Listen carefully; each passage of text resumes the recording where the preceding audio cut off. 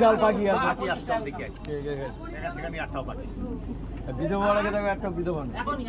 ভাই ধরে গেলাম আমরা গোলমাল অনেক গোলমাল দেখা যাবে আমরা কালো ফাঁকি দেব না অবশ্যই নিয়ে আসবো ওখানে থাকবো তো বিশ্বাস রাখো বিশ্বাস অবশ্যই নিয়ে আসবো ধরে চালা একটু এই সাইডটা ফাঁকা দাও আমরা দেখতে দাও সাইডটা কেউ ফাঁকি দেবে না এই খাঁচায় কিচ্ছু লাগবে না, বোর্ডের নাম দিবে আছে পাতা আছে। হ্যাঁ আর ওখানে নামার পরে টাইম দিয়ে দেবো টাইম মতো চলে আসবে সবাই দেখি চাচা একটু দেখি কজন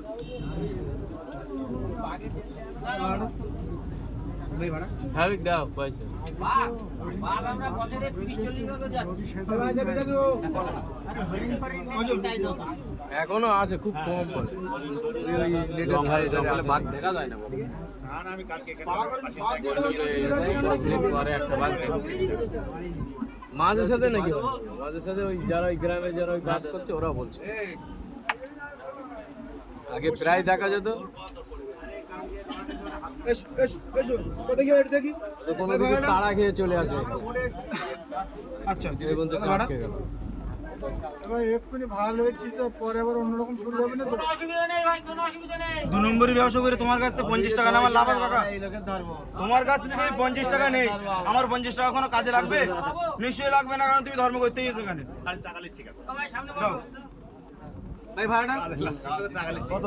50 টাকা বেশি চাইনি তো ভাই, দিস নি ভাড়া দিস না দিয়ে দিচ্ছি দাও